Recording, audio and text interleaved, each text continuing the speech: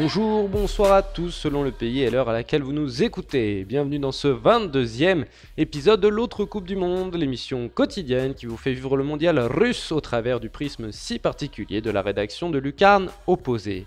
Nous y sommes, les amis, voici le dernier épisode de votre émission favorite de ce mondial 2018. Nous volerons d'abord jusqu'en Russie où Jérôme Le Signe nous attend pour débriefer les adieux de sa Céleste, que nous débrieferons donc en toute simplicité pour ne pas enfoncer le couteau dans la plaie. Puis je vous emmènerai une dernière fois à Belo Horizonte pour revivre l'élimination du Brésil damné par les Diables Rouges. Direction Nijni Novgorod pour retrouver une dernière fois Jérôme et ses fiers Uruguayens.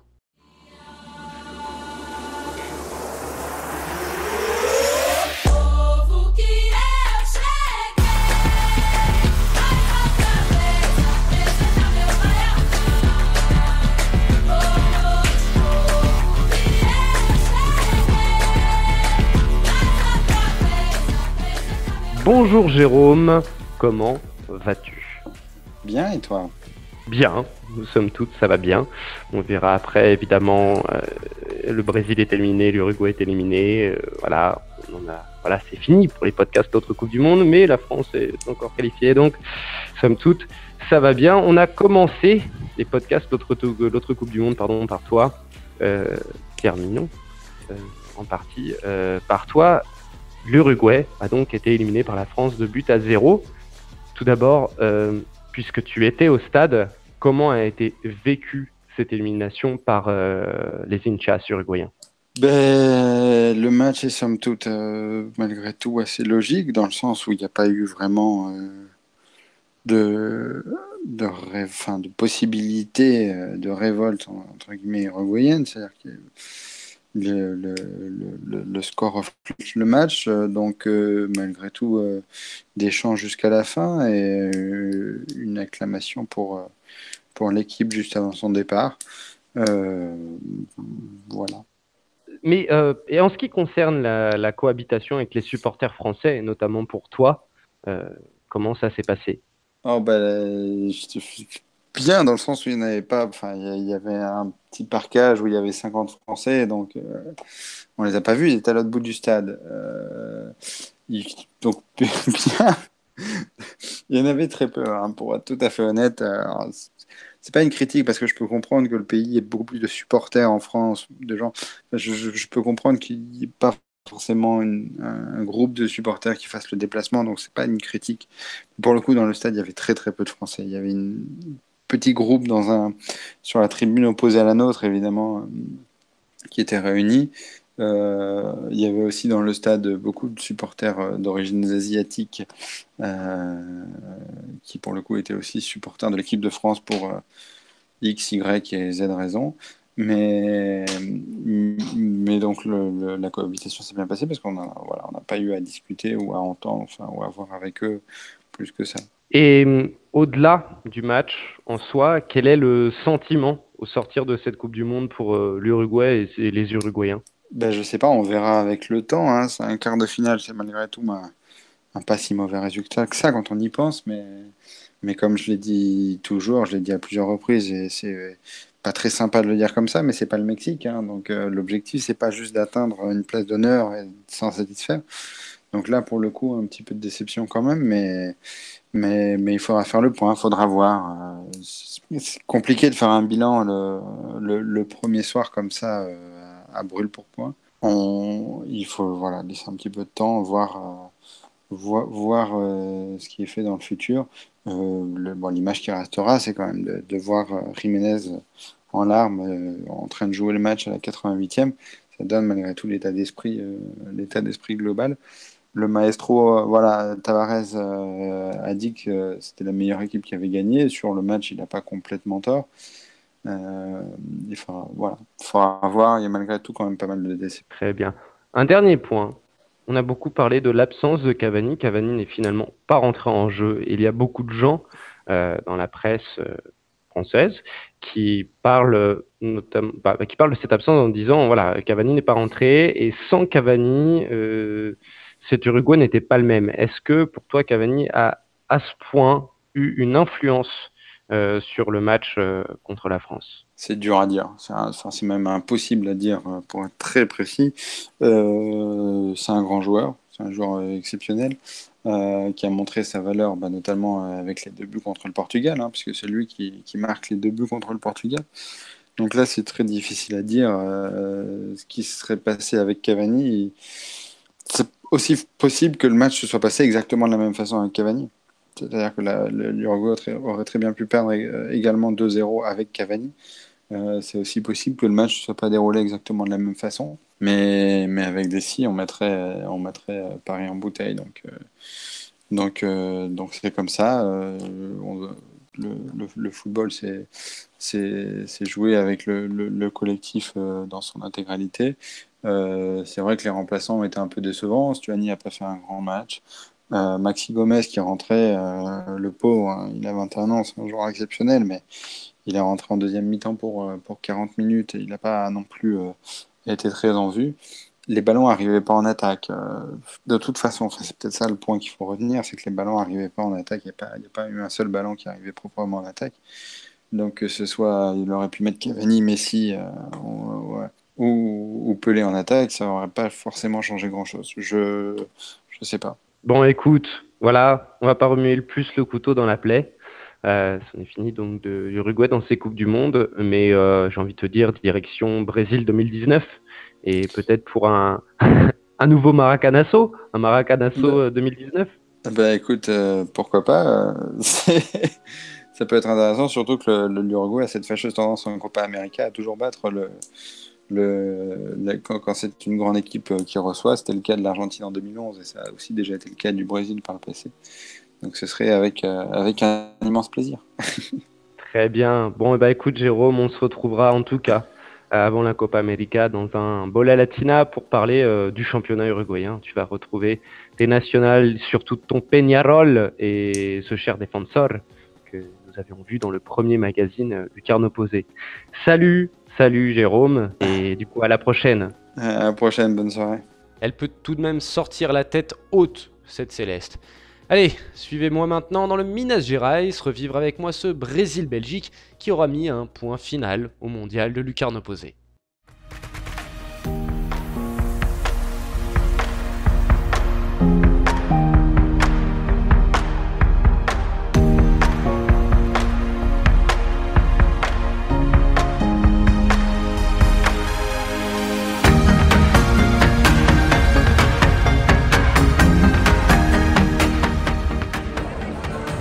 Bonjour à tous chers amis, aujourd'hui j'ai décidé, comme vous le voyez avec la moto qui vient de passer, j'ai décidé de le faire à la Pierre Gerbeau. J'avais trouvé ses insides colombiens tout à fait parfaits. On va le faire dans son style, donc à au vivo, dans la rue, à au vivo comme on dit au Brésil, et comme vous l'entendez également, la musique à au vivo, on en a dans ce petit bar, un petit bar de quartier. On a décidé aujourd'hui de ne pas aller autiser le quartier un peu guindé de Lourdes. On a décidé d'éviter la foule de Praça Savassi. Alors on est resté dans mon petit quartier de Santo Antonio avec un petit bar de quartier, ambiance très résidentielle.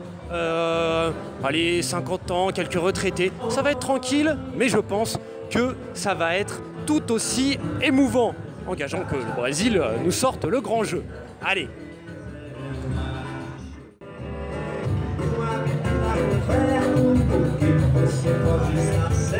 Avant-match décontracté.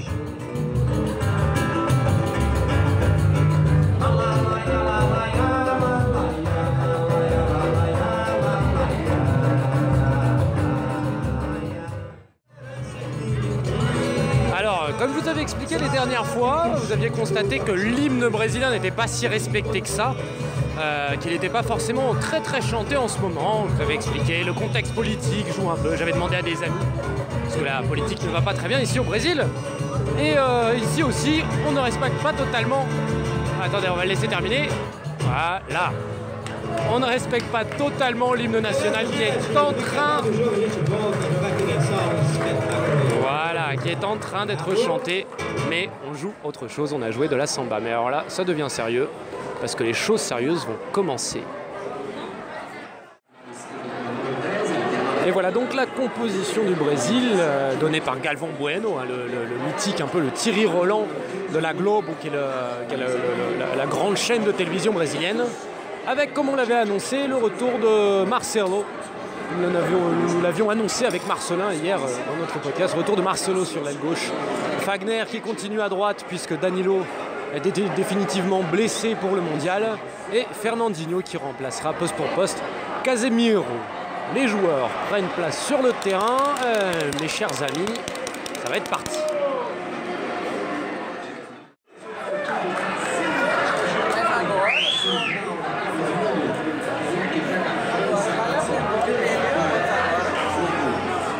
Bola Rolando, comme on dit ici. Rolando, pas comme le joueur de l'Olympique de Marseille. Hein. Rolando, comme on roulait, la boule est en train de rouler.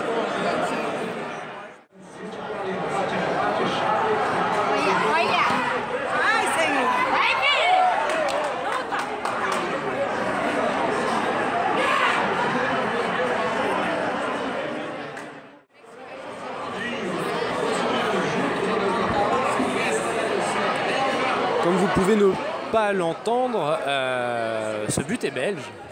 La Belgique vient d'ouvrir le score contre le Brésil après un quart d'heure de jeu, un petit quart d'heure de jeu, une minute de jeu.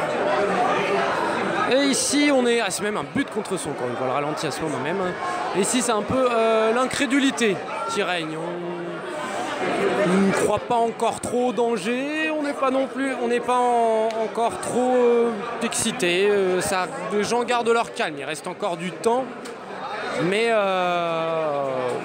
somme toute, on est un peu incrédule. On ne pensait pas que ce scénario arriverait comme ça.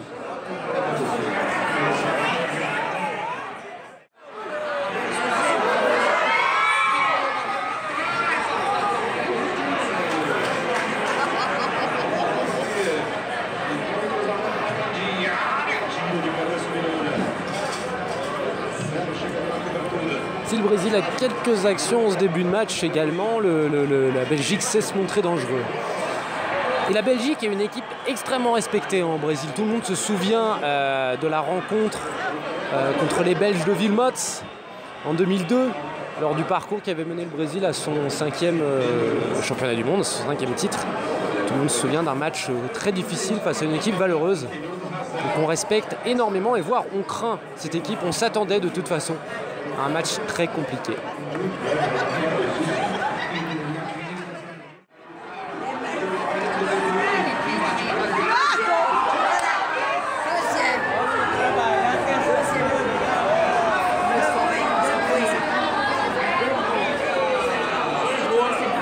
Et but de De Bruyne, je ne sais pas comment on le dit. Déjà un monsieur qui quitte sa table en disant vou embora, je m'en vais. On sent qu'il y a quelques mauvais souvenirs qui reviennent, quelques petits fantômes qui viennent flotter dans le coin. Et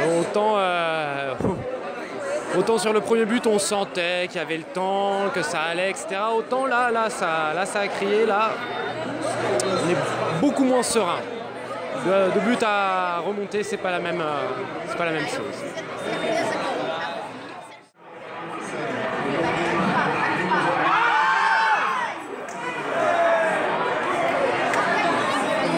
Maintenant, il va falloir pousser. Mais la tête de Gabriel Jesus, elle n'est pas cadrée. Rapidamente, que você acha desse placar de 2-0? Você tem medo de fracasso ou vai dar certo no segundo tempo? Eu acredito no segundo tempo o Brasil vai empatar e virar o jogo na prorrogação. Tá bom, obrigado. Você chama como? Anderson Torga. Anderson, c'était notre cher musicien. Je lui ai demandé qu'est-ce qu'il pensait de ce résultat à la mi-temps de 2-0. Et ma foi, il est plutôt serein puisqu'il nous répond que lui, il croit, comme vous l'avez vu, fermement que le Brésil va égaliser, empatar, c'est égaliser en seconde période et virar au jogo, c'est-à-dire renverser le match. Et le voilà, vous l'entendez, il n'a pas perdu espoir, vai Brasil, il chante pour la mi-temps et il espère que son Brésil va se réveiller.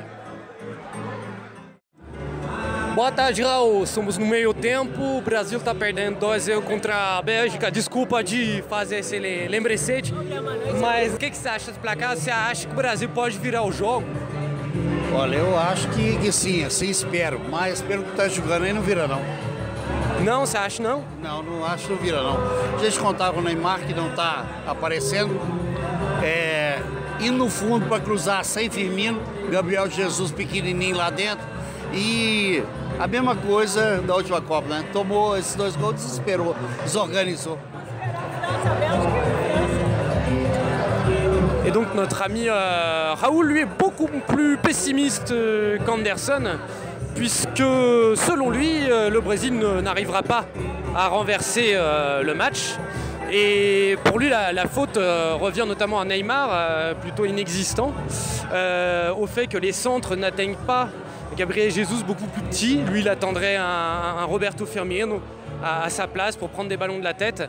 Et pour dernière chose, il a dit que ces 2 buts étaient une preuve que le Brésil était et pouvait être extrêmement désorganisé derrière. Il n'a pas tort, mais on va essayer pour cette seconde mi-temps que le Brésil va réaliser un exploit. Comme vous l'avez vu, les avis sont partagés. En tout cas, ça n'empêche pas les Brésiliens de danser un petit peu pendant cet intervalle, comme on dit, ici, cette mi-temps. Ma foi, espérons que ça leur porte chance.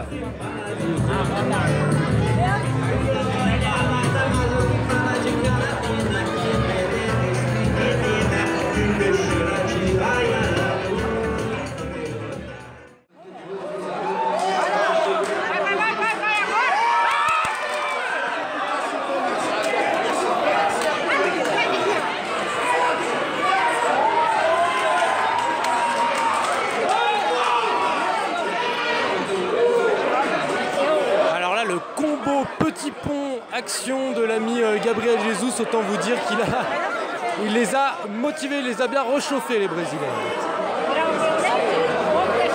Et on appelle la vidéo pour savoir s'il y a quelque chose sur l'ami Gabriel. Et oui, il y a une belle semelle. Il y a une belle semelle de Vincent Kompany.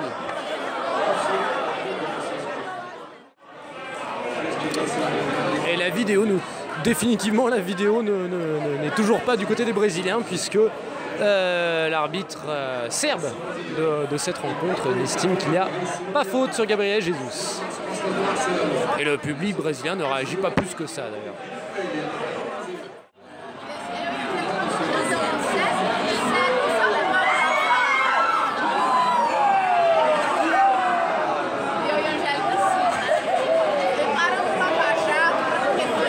Évidemment, le Brésil pousse.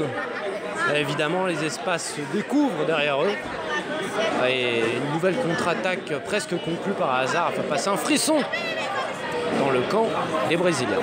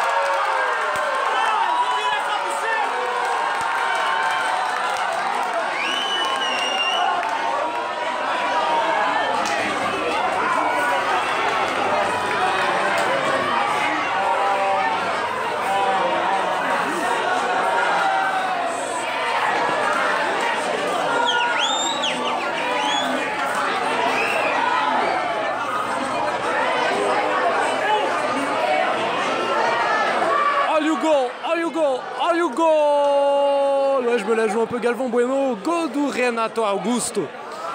Le match, nous, du coup 2-1, et le match nous promet un final d'enfer où les... Je vous laisse écouter. Quelques chants à l'honneur de l'Atlético Mineiro, équipe de Belo Horizonte. Du coup, le match nous promet un final d'enfer. Le Brésil réduit le score.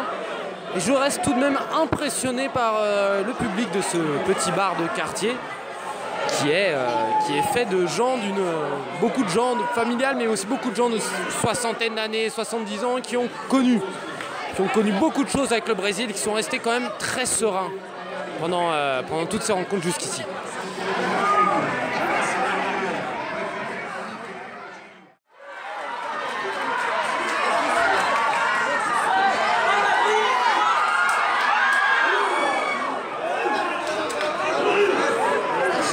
occasion de Neymar quelques minutes après, 1 ou 2 minutes après. Autant vous dire que ils ont mis le temps pour se réveiller les sexagénaires, mais là ils sont chauds bouillants, là c'est monté d'un cran, clairement.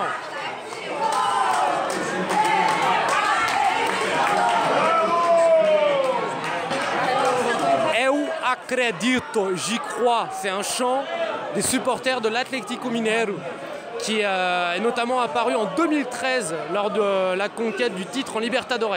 Et vous le savez, ici avec moi, on est à Belo Horizonte, terre do Galo, de l'Atlético Mineiro, entre autres, avec Cruzeiro. Et du coup, on entend quelques supporters reprendre ce chant pour la sélection.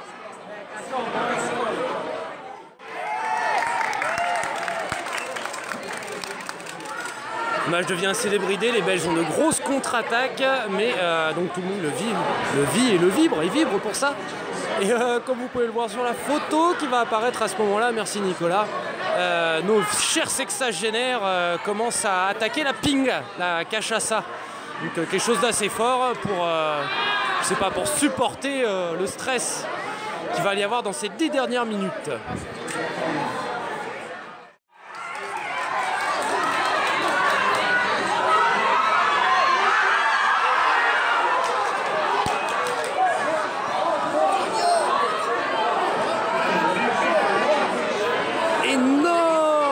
De Felipe Coutinho qui vraiment là trop ouvert son pied, c'est un pléonasme que de dire ça.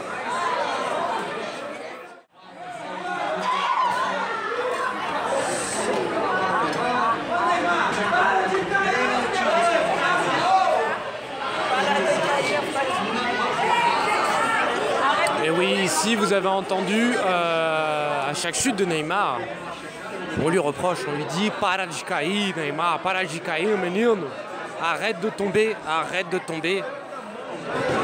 Mais l'arbitre semble demander tout de même la vidéo. Enfin, en tout cas, ici au Brésil, voilà, les chutes de Neymar les énervent énormément de gens et on sent qu'il y a peut-être un effet, l'enfant qui, comment on dit, le conte c'est l'enfant qui criait au loup, quelque chose comme ça, et que Neymar est peut-être en train de payer ces nombreuses simulations.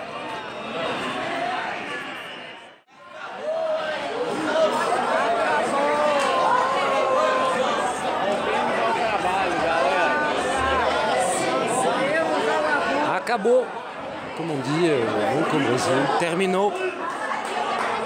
Le Brésil est éliminé de cette Coupe du Monde.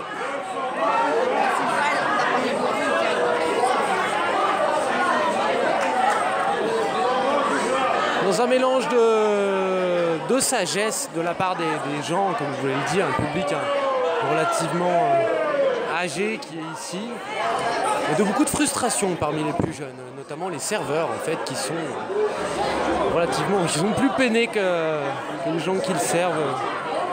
Chez les gens qui servent, on sent énormément. Ah, voilà.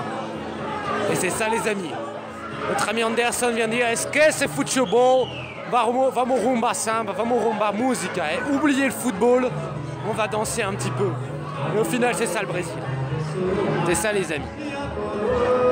Le Brésil est éliminé. Et le Brésil vit encore.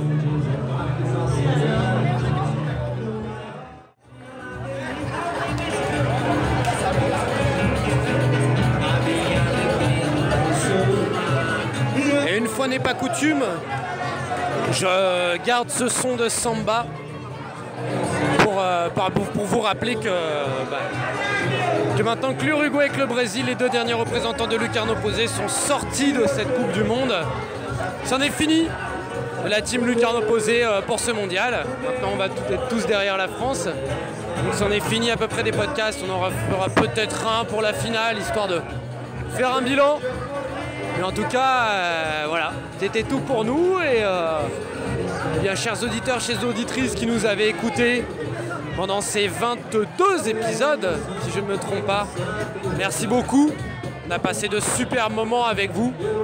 J'ai passé de super moments avec vous. Et pour ma part, quant à moi, comment je termine déjà? Oui, quant à moi, je vous dis à très bientôt. Pas pour ce mondial russe, mais pour un autre podcast sur Lucarno Posé, pour quelque chose d'autre. Salut les amis!